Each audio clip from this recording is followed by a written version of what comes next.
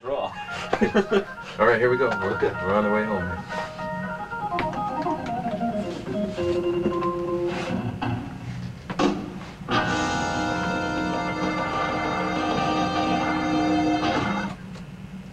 That sweet groove you just got done hearing was White Onions, and featured prominently in that our guests this afternoon, Jon Hammond and Bernard Purdie, organist and drummer, respectively. Extraordinaire, both of them. My name is Sex for Teens. I'm here with you until 3 o'clock, but for the first little bit of this show, we're going to be talking to these two gentlemen who, between them, have years and years and years of jazz history to talk about. Now, you're here because tonight you're playing at the Cocodrie in San Francisco, and then Sunday you're playing 2 sets at Kimball's East. There's an 8 o'clock and a 10 o'clock. And that's correct. So, who all is with you? Speak up. Go ahead, John. Who's in the band? Thank you, Travis. Good afternoon, Monsieur Sex for Teens, and everybody out in Berkeley in the East Bay area, and listening here, KALX. We're 90.7 on the FM dial this afternoon. It's Great. too late if they don't know that already, though. Yeah. So we hope you have us tuned in there. If you don't, that's what you should set your digital tuner to.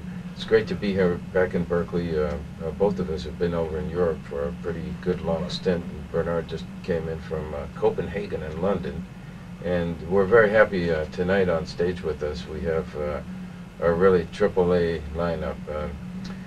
Barry Finnerty just came in from New York last night, and he should be just about waking up this morning, having his first cup of coffee on the West Coast. And anybody that knows a little bit about us, me and Barry go back for 30 years now.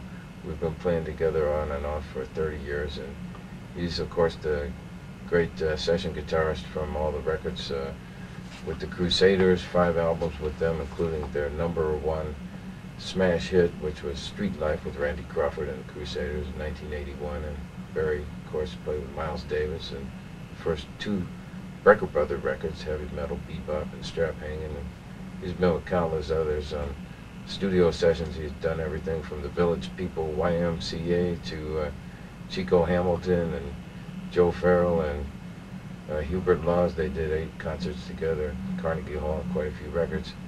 And then on saxophone, a guy who's very well known around the UC Berkeley campus here.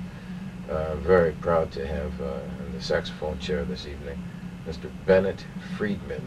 Yeah. Yeah.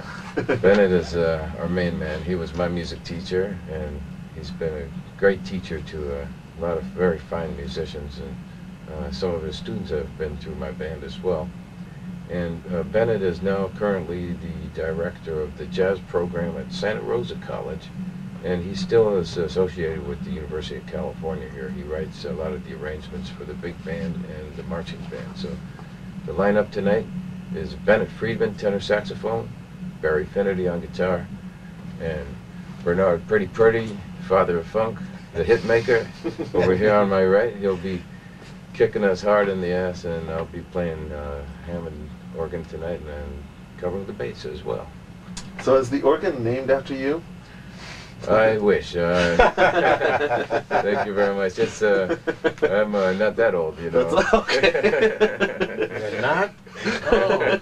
Hey, God. So, Bernard, I wanted to ask you, you are known as the hitmaker. You played with so many people. I swear to God, go to your record shelves right now, pull out any 5 records, he'll be on 3 of them.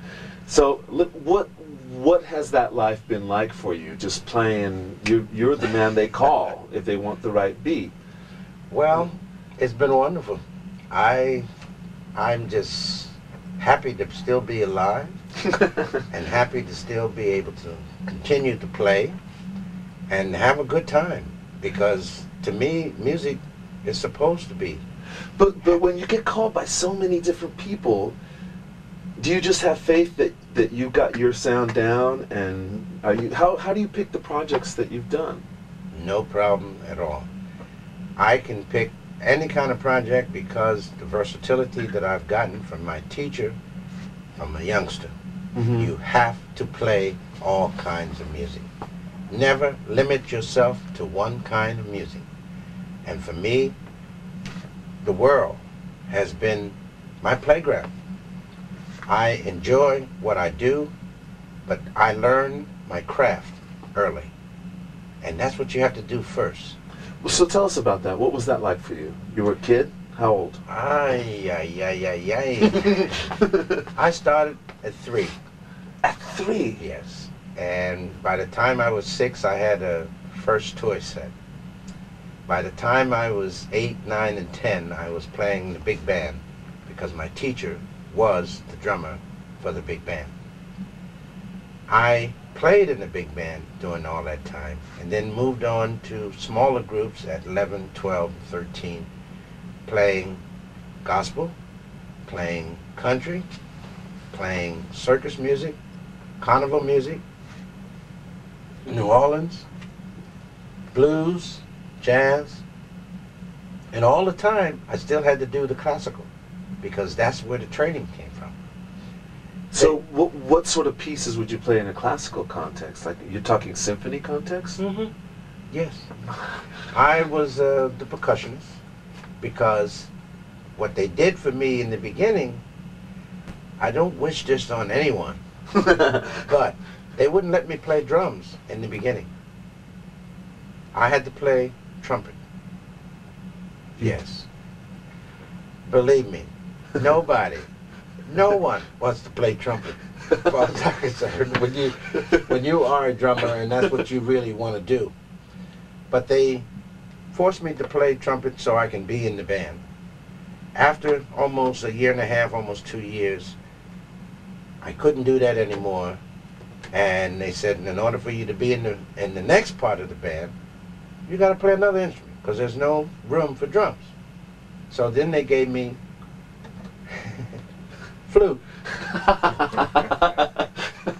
To me, went from the sublime to the ridiculous. But they knew what they were doing because as a kid, I was good at playing the drums. But I would not have learned music if I had not played the trumpet or the flute. That's very interesting. They knew what they were doing. Yeah. They really, truly did. I hated him in the beginning, but I loved him much later in life. So this is what I do. I teach all over the world now. And do you think that this sense of eclecticism that you've had, that where you play rhythm, it seems like, has given you this a more panoramic understanding of music than, say, someone who's just a jazz player would have? Exactly. You never, ever limit yourself to one kind of music. And the challenge for me is to be able to play anybody's music. Mm-hmm. Because it's the only language in the world that's universal. Music is universal. Period. When you get into philosophy like that, which I love hearing articulated, but the reality in music is that people think my music's great and that music is crap. Do you know what I mean? People get very snobby about the music that they like. Yes, they do. And has that affected how they perceive you? Like, you can't be a real jazz drummer because you play all this other stuff? Well, I've been rock drummer. Mm-hmm. I've been a funk drummer. I've been a country drummer. I have had every title that you could possibly have. And all I ever wanted to be was a drummer.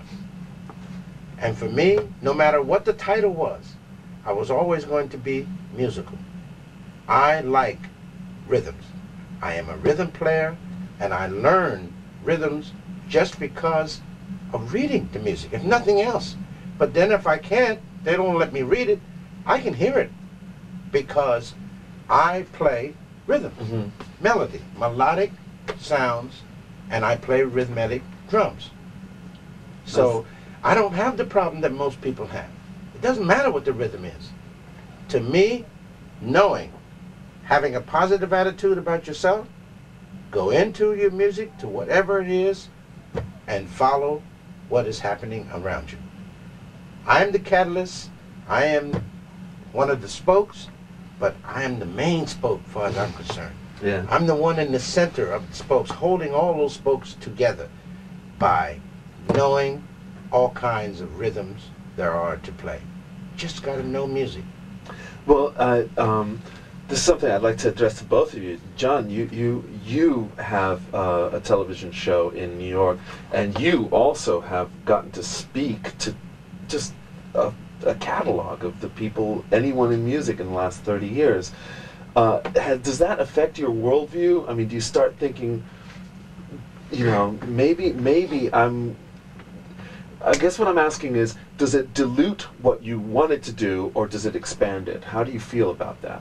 Well, not really, because I always wanted to be a broadcaster since the earliest age. You know, I started listening to the radio seriously at the age of 5. I had my first crystal radio set. I was telling Bernard about it on the way over to the studio.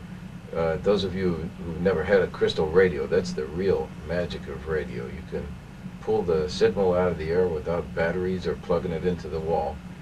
And I always imagined myself as the guy who was spinning the records and behind the microphone. And then I wanted to do a radio show before I got into television, but I had an opportunity to go on TV. And I thought, well, let's do kind of a radio format on TV.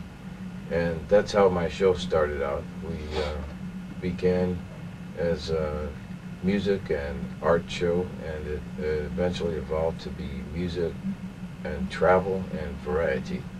But I've been very lucky over the years to work with so many incredible musicians from all over the world, and unfortunately a lot of them have passed away as we go along. We've been on the air continuously for 15 years now, so I'm very fortunate to be sitting on a vault. Well, who are some of the people? Tell us. Who have you had right on off the bat, a lot of people come to mind that have helped me in my career so much.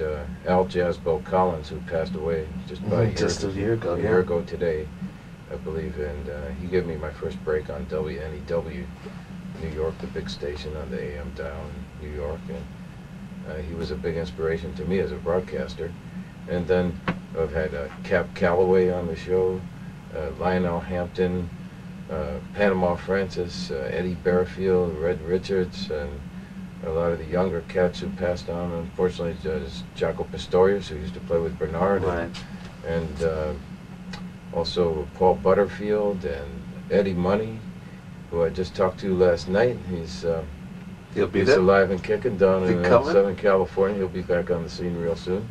And a lot of rock cats such as John Entwistle from The Who, and he's on tour with my producer and engineer now, Joe Berger, who has been a very essential part to our production company. His name is Joe Berger, and we call him the Burgermeister. He's one of the great sound men in New York, and he's also an incredible guitarist now, and he's on tour with John Entwistle. And when he joined our company, we decided, because his name is Berger, B-E-R-G-E-R, and I'm Hammond, we made a little production company on the side, and we called it Hamburger Productions. So I always say to Joe, Hamburger Productions, we're on a roll. You missed your college, Jon. Yeah, definitely should have been on the radio. I love it. So, when you both of you have been journeyman musicians, you know, the jazz legend of, I'm sure you grew up with it too, you know, people touring from town to town, picking up stories and legends along the way. All the best bands in the early days, you know, were coming out of the Midwest, but like the St. Louis bands, the one that Parker started with, McShann. Jay McShann. Jay McShann's band. Well, all of them, all used to come through Maryland, my hometown. Right. And I played with Count Basie, Duke Ellington, James Brown, Ray Charles. I'm weak. When you list those people, I mean, do you have a sense of you must know what that means? To me, I had no idea that what I'm saying to you now would be history. Really? This to me was a way of getting a chance and an opportunity to play with them. I used to go and set up their equipment I'd do whatever was necessary so I could be around them. I did the same. All this is throughout all of Maryland. Right. I mean, this was just a way of life for me. I didn't know that others didn't do this. Really? Oh, listen, if you want something, you go after it. Mm-hmm. This is what I've always had all my life. I've always had the energy and the strength to move forward. When I wanted something, I would go for it. It was just that simple. When I came to New York, I had no problem going over to the club where thinking about the drummers, the two drummers that passed away, Buddy Rich and Gene Krupa. I would go set their drums up for them.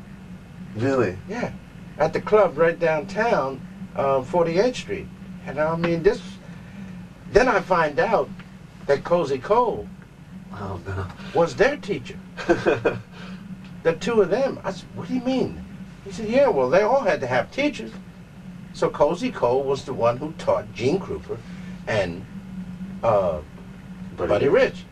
So what did I do? I'd go to ask him. Can I set up the drums for you? Can I, just so I can be around. I needed to be around folks who were progressive, who had the attitude of learn your craft, do what you have to do, but never ever give up anything. Be in the driver's seat. That's what the drums are. Right. It's the powerhouse. It is your job to do everything that is necessary to keep the band moving. But then, by the same token, you got all these different influences. Did you know early on? I mean, when you were setting up drums for Gene Krupa and Buddy Rich, and then you start playing with all these various people. Did you have an idea that I'm not going to specialize? I guess I'm going to do everything. Did you? No. You did? I had no idea except what my teacher said to me. He said, what I'm playing will happen at another time, and it will always be there.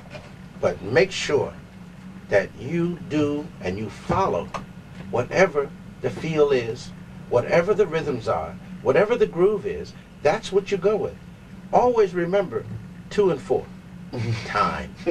You are a timekeeper. That's your job.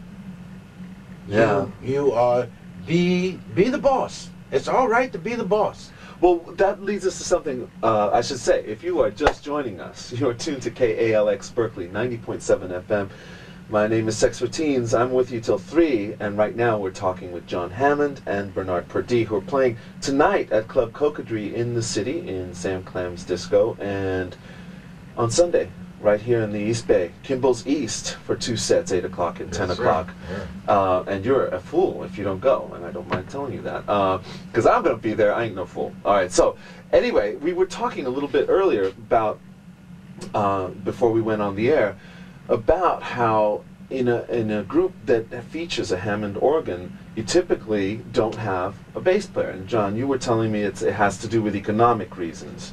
You want to elaborate a lot on that? That's true. It's an economical thing as well, but too the tunes are in our mind, and we don't always have the charts for the musicians. The bass players, if they know the tunes, they can just jump right in there. But we're both touring musicians, and so it's been a tradition amongst organists for a long time to cover the bass, because the organ has that capability, and also it makes it a lot easier to pick up horn players and guitar players and vocalists, and that way you can just come up there. Basically, the organ supplies like the mothership, and everything else is kind of like satellites, but they got to keep coming back to the organ. It all comes back to the organ. You're laying down the changes and the groove, and that's why me and Bernard, we'd lock it up. We sit back together.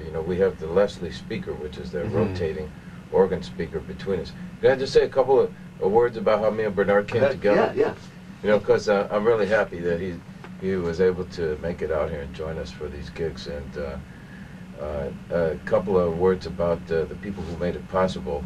there's a guy out at the Cocodrie. His name is Scott Rutenberg. He used to DJ here at Yeah, KALX. that's right. Scott is alumnus of UC Berkeley, and he took a roll of the dice with us, and it was very fine of him to bring Bernard out here. And you know, normally the Cocodrie has alternative ska bands and even death metal, you know. So this is a little out of character for the club. Tonight we're going to get into some serious funk, and also swinging music, and even a couple of bossa novas and things. So, but you know, the music that we play, after all, we are an end product of everything that came into our field of vision and hearing over our lives. You know, I grew up, originally I was born in Chicago, but I grew up a good part of my life on the East Bay here, and I spent a lot of time down San Pablo Avenue and in the heart of Berkeley and San Francisco, Marin County, and then I went to the East Coast, but in the early 70s. But when I was a pretty young guy just getting out to hear music, I went to the Fillmore West a lot, and to Winterland, to a lot of the Bill Graham shows. And I was about 16 years old when I went to hear Aretha Franklin and the all-star band that became the live Aretha at the Fillmore West record. And that was the first time I really got to see Bernard live. And this particular evening was a show that had a tremendous impact on me. It had a profound influence on my music that I like to play and that I enjoyed. After that night, I saw the show that shaped a lot of my musical taste for the years to come. On the bandstand was not only the fine rhythm section with Bernard and Jerry Jamat on bass, and there was a Pancho on congas. Pancho on congas, yeah. Jerry, Cornell Dupree, guitar. Billy Preston on organ. Billy Preston on organ. Yeah, King Curtis and the Memphis Horns. Yes. Yeah. Truman Thomas on keyboard, plus Richard T. after. Man. But and the Couldn't Memphis you find anyone who Horns. could play? Well, Curtis had a way of getting people Really? together. He had no problems of bringing folks together. Wow, And was this 67? no, this was 71. 71, that Right. late? Wow. Yeah. And even before that, I mean, I was doing so much work with Curtis in New York, and recording and doing studio and being on television with him. He had a band that was, they had a television show. But going back even before and thinking in terms, what I did in the 50s, I was playing with organ groups right on through the 60s. There were no bass players. Right. There were organ players, Bill Doggett, Jimmy McGriff, Wild Jimmy Bill. Smith, Wild Bill Davis. Yeah. And, I mean, I was playing with all of these guys because this is what it was. It was a trio. They come through, and then they pick up guitar and drums. And every club had organs in them, Every club. especially the striptease clubs. Well, we won't get into that. Yeah, well, I don't think we should get well, I don't know, into that. Bernard. That's a big part of my history. You know. Oh, So you That was hung on another North Beach school, also, I guess. Yeah, we were up there on the strip at the El Cid. Barry used to play at the Garden of Eden. But for me, when I went to Berkeley College of Music, I started moonlighting in the evenings in a part of Boston that I know Bernard might have visited a time or two, called the Me? Combat Zone. What? Oh, heavens, of course And, not. I there's would a street- never think of going to... Oh, I thought I Just saw you over perhaps there. scientific But curiosity. Maybe I was mistaken, but Oh, that's my brother. yeah. But you know, Twin brother. every club had a Hammond B3, and I was working 7 nights a week down there at the world famous 2 O'Clock Lounge. And there was a great drummer that I know was a friend of Bernard's too, Lenny Nelson. Lenny Nelson, who was the only guy who ever fell asleep on the bandstand while we were playing. No, I Sticks said- Evans did. Yeah. But that was a lot of fun. I tell you, it was a big inspiration for us musicians, and we had to play music that you could dance to. You know? Always. Yeah. And that, to me, says it all, because all my life, I've been taught and told, you must play play dance music. No matter how or what you play, you gotta make people dance. They got to move their feet. The body has to go with it.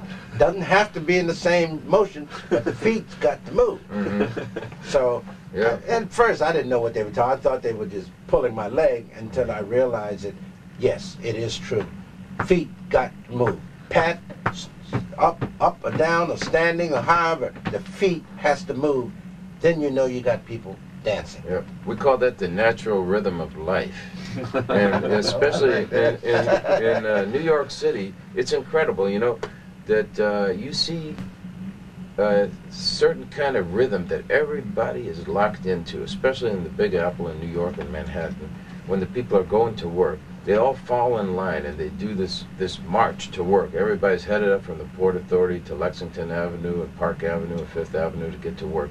And you got to fall in line. Now, if somebody's walking too fast or they're walking too slow, you upset the flow of this rhythm of life. And if you're listening to music, like Bernard, he's always locked into that rhythm of life. So he's got that big fat backbeat. And if you take that music and you watch the people getting in and out of the taxi cabs, crossing the street, walking down the streets, going in and out of the stores, everybody is walking to that beat. Well, I'll tell you, that's one of my favorite things about listening to Nelson Riddle's arrangements for Sinatra or anybody, is he always arranged to the rhythm of the heartbeat. He said, just listen for the rhythm of the heartbeat, and it's there. Not too fast, don't push it too hard, but don't lean back too much. You got to make people move, you know? And I really like that philosophy, you know, that you're just pushing, but gently. Don't go too fast, don't go too slow. Yeah, right. But get in that rhythm of life. But getting back to this show that I saw with Bernard and King Curtis and the Memphis Horns and Aretha, the show was split into two parts. There was an opener, which was King Curtis and the Memphis Horns, and then Aretha came out and did her show. And it was just an extravaganza not to be believed. So there's a tune that became associated with Bernard quite a lot. It's called the Memphis Soul Stew. And, you know, they laid the groove down one by one, starting with the bass player, and King Curtis added the musicians one by one and introduced them by name and from the cities that they came from. And they introduced Bernard Purdie. They said, Bernard Purdie on the fatback drum. And that was the first real taste of Bernard that I had. I'm sure a lot of people are familiar with that record, you know. So some years later, I was living in New York City, and you know, when disco came in, I believe it was about 1976 when The Hustle with Van McCoy came out, and I understand Bernard was actually the drummer on that tune. That was the tune that put the handwriting on the wall for us. I was up in Toronto, Canada, the first time I heard that tune. And that was the beginning, really, of the disco movement. Oh, yeah. And it killed a lot of the work for the musicians after that. So I had a little stretch of about almost 10 years where the work was few and far between. I went from working 7 nights a week, and sometimes 7 days and 7 nights a week, to just waiting for those phone calls. And then I was a stubborn, hard-headed guy. I didn't want to get into synthesizers, and I always, if I got a hold of a synthesizer, I would try and program it to sound like an organ. And then I said, what am I doing this for? I can just have an organ. You know? So then I was sitting by the telephone just waiting for my phone calls, and then I was just about to think maybe I should get into another line of work here. And my partner, Barry, he called me up. He said, I got a gig for you up in McKell's. And he's really the savior in this situation, because I just was at the end of the rope, you know, and I got a phone call from him. He said, we've got 5 nights at McKell's, and Bernard Purdie on drums for 3 nights, and Victor Lewis the other 2 nights. And that was September 28th, 1989. And I met Bernard just before we hit the bandstand. And I had to tell him just before we went on the stage, I said, you know, Bernard, I was about 16 years old out there in the audience at Fillmore West, and that was the show that turned me around completely. And Bernard said, oh, you were there. Yeah, he said, there was about 200 drummers in the house, and a lot of musicians came down, and we had to do a little bit of showing off that night, you know. And I can attest to it, yeah. there was definitely some real flashy playing up there, and the highlight of the evening, after everybody had more fine music than you could believe. I mean, I would say that building was actually rocking that night. Yes, it was. Mm-hmm. It really was. And there was a runway. Aretha came down the runway, and she did reach out and touch someone's hand, and she was touching the people out there. The place was absolutely rocking. And after the show was over, basically people were just about getting ready to split, she came back out on stage, and she had a gentleman with him that nobody could believe it. She said, "Look who I found backstage." And she brought Ray Charles out onto the bandstand. And he was sat down at the electric piano by Aretha, and he started playing Spirit in the Dark. And I've got to tell you that place went absolutely nuts. Of course. Well, this begs the question now. You just dropped so many names in that story, you know, and Bernard, at some point you got to be thinking in terms of where is that next generation coming from? We're talking a lot of giants that are either elderly statesmen now, like Joe Williams, Ray Charles, or recently deceased Betty Carter. Where do you see the next crop coming from? Should we be worried? Well, yes, we got the right to be worried, but that's not a real problem. The problem that we have today is that youngsters got to learn music. They have to learn the notes. It's not just about the playing. You now have to be educated in business. You got to understand that just playing the instrument is not going to get you over unless somebody takes an interest in you and decides to spend money on you. Right. Otherwise, yes, we're in serious trouble. But we have to educate the folks first. Now, music is not the hardest language in the world to learn, because there are too many people who can play and who really don't necessarily know all the notes, but they got a taste for it. You've got to get it from within.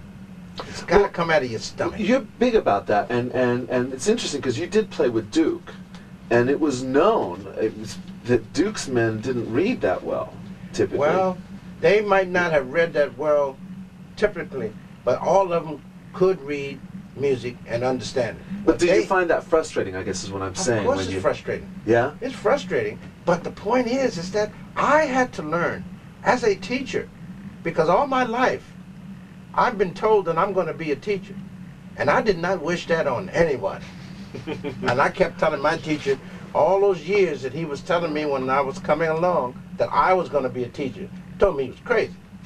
I said, you say the same thing week after week, day after day. I said, I couldn't possibly do that. And what am I doing? 40 years later, I'm still, week after week, day after day, I'm still teaching. But I've learned that it is not all the notes. It's what you do with them. Right. You, as an individual, everyone moves in their own time frame, no matter who it is. You cannot force people to go at your pace. So you have to learn how to help them. So it's not just giving them the musical term. You now have to show and demonstrate. Right. What? That's an A. Mm-hmm. What does that A represent to you? What can you do with that A? Yeah. Make something happen. So how do you take a generation of people who've like been You've got to make raised, them believers. right? They've Well, got to believe in themselves. when I went to see at Kimball's also earlier this year, went to see Elvin Jones and his jazz machine, and the front row was all Berkeley High jazz kids, Yeah. 15, 16 years old. It gave me hope, you know, because how do you take a generation of people who kids have been raised with MTV, you know, and sequencers and all that stuff? Yeah, Why would they? That's the whole thing. You put them together. You let them know that you can work with MTV. You can work with the sequencers. That doesn't stop you from learning what music is. and what it's about. It's not going to stop them from making music with computers. But you got to give them something. You have to express your feeling, just like anybody else. You have to let them know that, hey, you're not an outcast, you're not an outsider. We have to learn to work together. I teach that way. I teach from the heart. I teach from the stomach. I teach from the mind. Close your eyes, anybody can sing. If you close your eyes, you can see exactly what you're saying and what you're doing. I don't care what it is. Whether you're doing music, whether you are even typewriter. Right. You can't look at your fingers and go as fast as your mind. So you have to cultivate your mind. You have to get folks to understand that you have to work together. Take the technical with the reality. Reality is what you're going to come out with, something that's going to be real. It's going to reflect your feeling and how you have and what kind of attitude that you have within the music. So, and that's how you can get a kid excited. Yes, you get them excited because they want to be and they want to do their thing. Because, you know, one of the things that I run into a lot when we talk about the legends of jazz is that, you know, sometimes you can watch someone and say, hey, I really want to do that. But then there's sometimes, you know, like I watch Kenny, I'm a guitarist myself, and I watch Kenny Burrell, and sometimes I'm thinking, oh man, I'm never going to do that, you know? There's a part of you that feels like, oh no, That's understandable. Now, what you have to do with that part that says, I'll never, is turn around and say, wait a minute, I'm capable of doing anything. So now, you have to program you. You got to think positive. You now have to grab a hold of it, grab the bull by the horn and say, hey, I can do this. I, me, myself, I can do this. I feel like waving my arms, you know? Can I clear up a couple of little glitches in our gigs tonight, because there were a couple of mistakes in the paper. Right, yes. Yeah. We should. I just want to make sure that the people... Let me just say, hang on. Yeah. If you're just joining us, you're tuned to KALX Berkeley, 90.7 FM. The person who is about to address you is Jon Hammond. The person who has just finished addressing you is Bernard Purdie. They're playing tonight at Club Cocodrie. And what's the... First of all, tonight is our big show at the Cocodrie. We're going to come on a little bit late because there's two very fine bands playing before us. There's some of the guys from Alphabet Soup who are going to be playing, and they're quite a hot little hip-hop band. I heard about them quite a lot. And we're going to be hitting the bandstand at 11:15. The date in the pink section of the Chronicle was incorrect. That is tonight, the 9th of October, Friday night, and it's Fleet Week. And Scott brought us out here to play for Fleet Week because both Bernard and myself, we've played a lot of USO and American Forces Network radio shows. So we're hoping to see a lot of the guys from the fleet out there. So if anybody is out there on the ships and the harbor in San Francisco Bay, we would like to invite you down to the heart of North Beach. The club is right down in the heart of North Beach, just off Broadway on Kearny Street, right across the street from the Lusty Lady. So you can find us there. Yeah, we are the late rent session men, like I was telling you. And then on Sunday, we want to ask all the people in the East Bay and all around to please come down to one of the finest jazz houses in the entire area. That's Kimball's East. And Kimball's is a place that I want the people to come out and particularly support this place, and also Mr. E's, Pete Escovedo's club on Shattuck Avenue. Is a very fine club. It's very important for the people locally here to support the jazz houses because it's hard for them to survive. And in Emeryville, there's not exactly a lot of foot traffic, you know. So they were very fine to bring us over there. I want to say a very big special thank you to Kent Copeland and Kimball and Mary Lunning and Rodney over there at the Kimball's. They're very kind to bring us in there. And it's a Sunday night, and there's Columbus Day the next day, so you can stay out a little bit late. A lot of people don't have to go to work. If you come in a little bit late, it's okay. So we want to make sure that the people know that the 11th is the Kimball show, the 9th is tonight at the Cocodrie, and we're going to play two different kind of programs. At the Cocodrie, we're going to get into a little bit more hip-hop and funk, and we're going to get into all kinds of things down at Kimball's. So if you see both of our shows, I think that we'll have something for everybody down there. And then another thing, I am Jon Hammond, the organist, and it's spelled J-O-N, and tomorrow night the other Jon Hammond is in town, that's J-O-H-N, and it often happens that we're confused in the press, you know. Why do you think that is? Well, you know, he's a singer, and they always say about me, the fingers are the singers. I stopped having singers in my band about 8 years ago, and they always ask me, they say, "Hey Hammond, who's the singer in your band?" Hey man, yeah. I'm gonna be a singer. Actually, we had Bernard sang a tune with us at the Zanzibar in New York. I tell you what, he's a very fine vocalist. A lot of people don't know Bernard. Don't spread the word. Yeah, Exactly. He sounded good, and I got it on tape. In fact, we played it on our TV show back in New York. Oh, maybe if we go down and applaud some, we can see behind the microphone. Watch it. It might happen. It might happen, you know. But the other guy has been around a long time too, and I knew his father. He was a very important guy in the music business, and he almost got me my first record deal. Jon Hammond Sr., the CBS signed Bob Dylan and record producer. That's right. He Yeah. discovered Bruce Springsteen and Bessie Smith and Bob Dylan and a lot of great people. And he was always very kind to me because of the namesake. And his son is a folk rural blues specialist. He plays harmonica and vocals and guitar. And he's here tomorrow night. Yeah, he has some fine musicians with him too. So we want to make sure that we clarify that because it sounds the same, you know. It just happens that this weekend in the Bay Area we have wall-to-wall Jon Hammond. Yeah. And it happened to me when I came back from Europe. We played up in Nevada City, Grass Valley. And just by some chance, he was playing in Nevada City.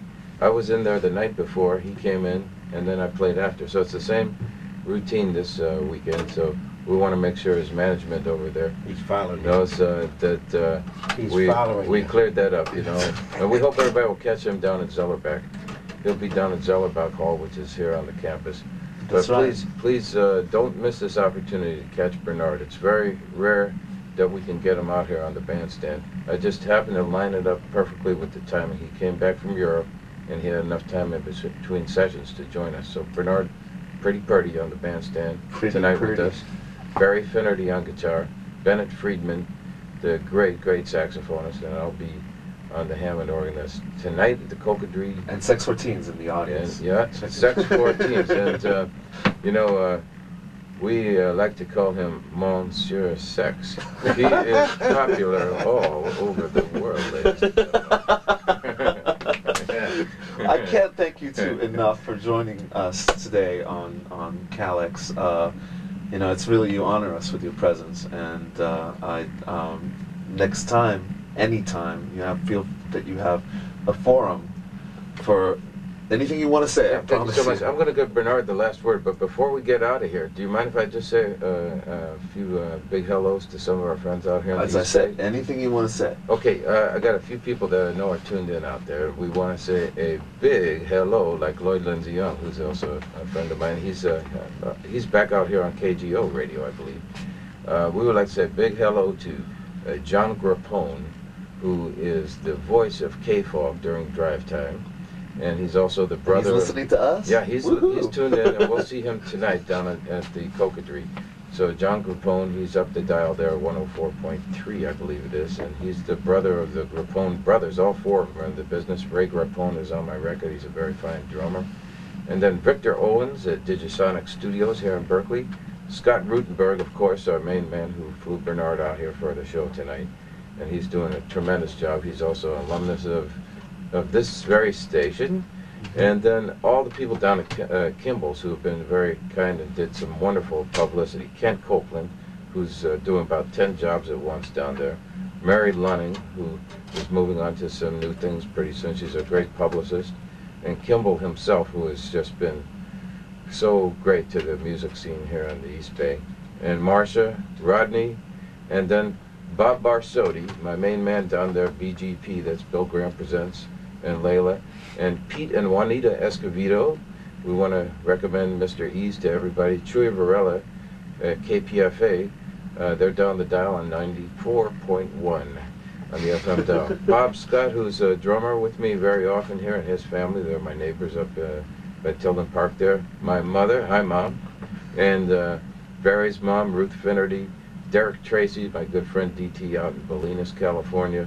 Lorene Carabello and Mark Little, the great pianist, and they're also here in Berkeley.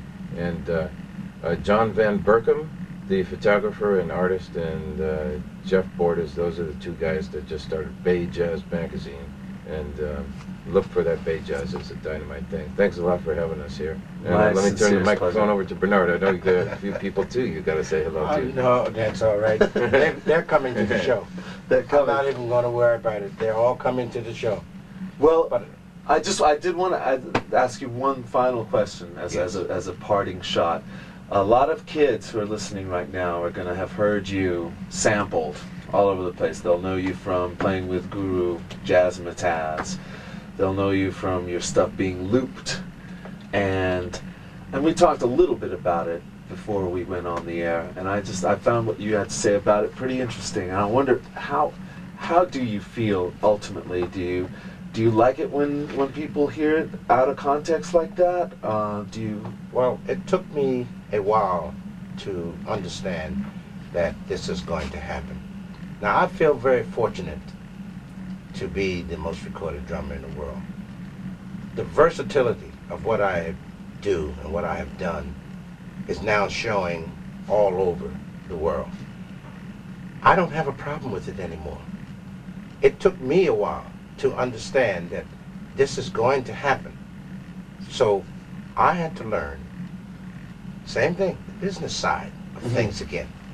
Well, I now have managers and I have agents and everybody else. They will go after and get the money for you when folks want to take something from you. But I don't have a problem with it anymore because I now learn to appreciate that I'm saying thanks that they feel this way about what I have done in these last years. So 40 years is a long time, right? Yeah. But it's a nice feeling to know that as a statesman, it's nice, but I'm still traveling as a drummer. I am also a teacher, and I love it. I absolutely love it because I'm getting a chance to talk about me. And for those of you who also have paid for your book over the past 8 to 10 years, it's coming out in '99. Is it finally? Yes, finally coming out. We now have not only publishers that are ready for it, but I have someone else to write the parts that was necessary because I really feel very, very good about what has happened now.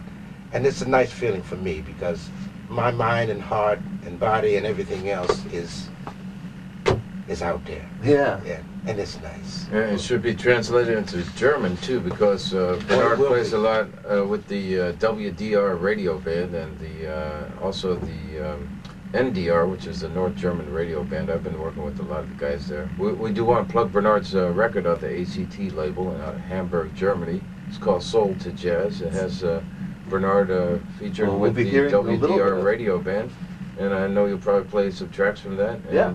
Also, Bernard, do you have any dates coming up you'd like to plug? Me? Yes. Oh, no, I'm all right.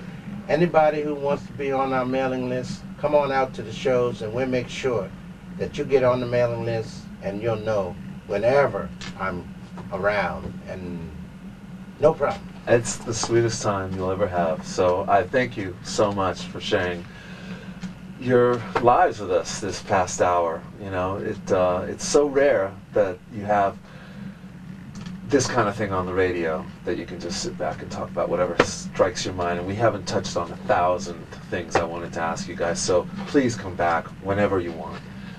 And again, tonight at Club Cocodrie, tonight we're looking at an 11-ish set, and then on Sunday at Kimball's East, 8 o'clock and 10 o'clock.